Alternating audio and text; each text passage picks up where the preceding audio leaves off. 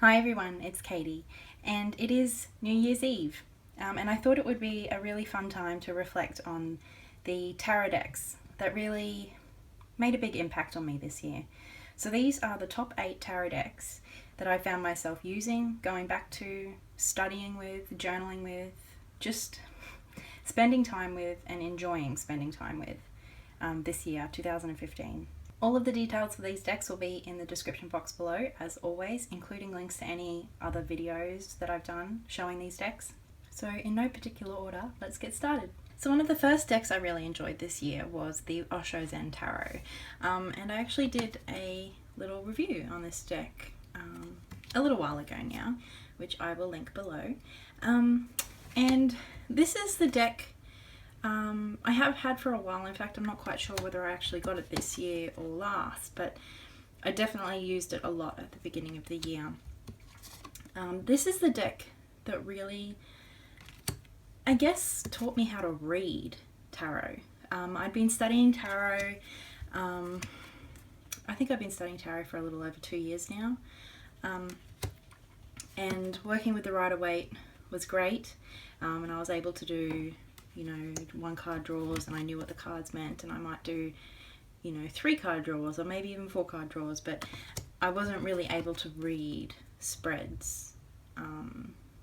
I really struggled making that transition, and it was this deck that taught me how to do that, and I do think it's a beautiful deck, and that is the reason that I think it's really great for beginners, because as a beginner I found a lot of use in this deck, and it continued to teach me quite a lot.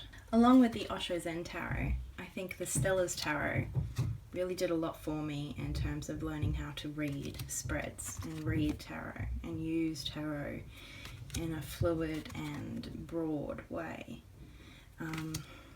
I just get this deck, I don't think you have that with a whole lot of decks, but this deck I get. And I really think it's quite beautiful, and the more I use it, the more that I love it, the more that it grows on me. I think it's a really wonderful deck, and I love the colours. I do wish the borders weren't there, and that perhaps the picture was a little larger, but that's just nitpicking, and at the end of the day I do really love this deck, and I do really love the images, and I especially love the messages I get, and how clear they are. The Victorian Romantic Tarot is just beautiful. I don't read with it a whole lot, but I think this was the first deck that really made me get how beautiful tarot can be and how artistic and intricate it can be. This was the deck that I think kind of really made me want to explore the different types of decks there were. This deck just captivated me. I just couldn't stop looking at it. It took me so long to shuffle it just because I just kept looking at it. It's just absolutely stunning. The details and the depth of the art itself is just so beautiful. It really is just a divine deck. The Hezicos Tarot by Mary Griffin. I adore this deck. It's so colourful and beautiful, and again, this was another deck that really helped me develop my actual reading with the cards abilities. This deck really helped me get a couple of the cards that I was still struggling with. This one really taught me a lot about the Hierophant, in fact. I kind of just got the Hierophant all of a sudden using this deck. I just think it's so beautiful. I love the colours. I was just about to say the only thing that I'm not super fussed with this deck is the court cards. They're just not very detailed, so I do struggle with those a little.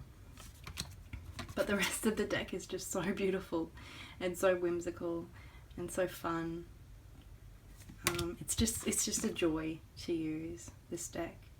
I've done a review on this deck as well. It's the Guardian Angel Tarot cards by Doreen Virtue. And this was a deck that I'm really still kind of not sure why I love it so much. But I just adore it. I know Gaia and a few other people have said, and I totally agree, it reminds me of my Catholic Nana. And perhaps that's part of why I love it so much.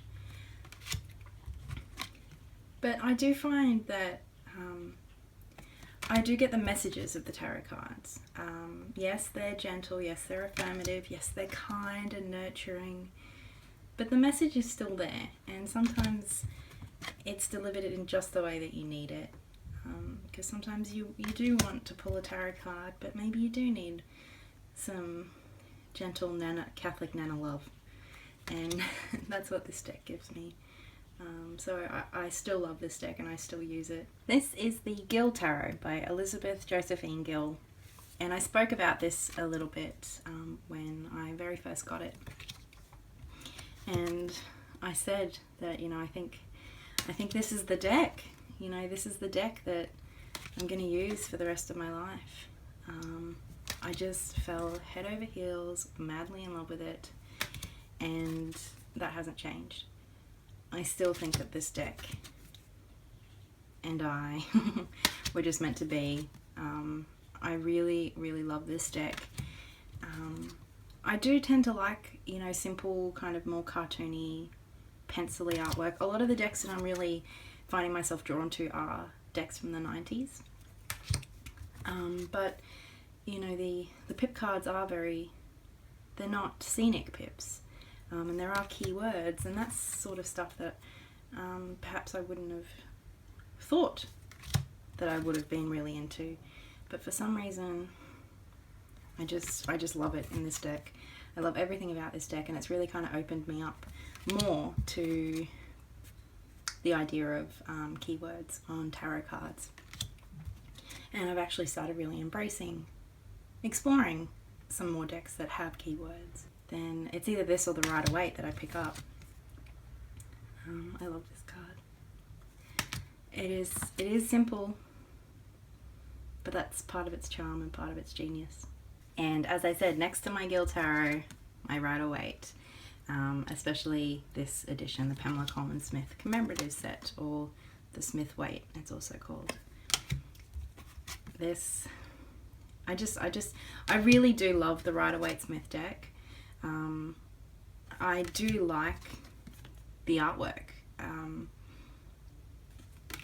I prefer the more, I don't want to say simple, but like I said, the cartoony, and not in a derogatory way, but the drawings, the simple drawings that are clear. I do really like that sort of art in tarot decks. And the coloration and the more precise lines in this specific edition just made me fall in love with this deck in a whole new way. Now, I wasn't sure whether to include this deck because it is very new to me, but as I mentioned in my December favorites video recently, it is having a really big impact on me. And it is the deck that I've been working with the most this December. So I felt like it deserved a place in this list. It is in order at the moment because I put it back in order last night. I'm working very intensively with this deck at the moment, and it just called for being put in order last night. But I figured if I went backwards, there'd be less of a chance of you seeing cards you've already seen, because I'm sure you've all seen the Fool and a lot of the Major Arcana. But this deck is absolutely beautiful. But it's not the beauty that draws me to this deck. It's its voice. It's very clear, and it has a message to tell you, and it wants to talk to you.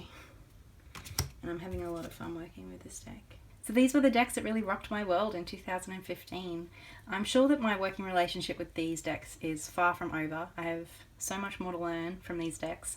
But these were the ones that really made an impact on me this year. These were the ones that I wanted to work with and kept working with. So I hope you enjoyed this video, and I would love to hear in the comments below if you've experienced any of these decks, what you thought, or maybe a list of your top 1, 2, 3, 10 decks that you've really been enjoying this year.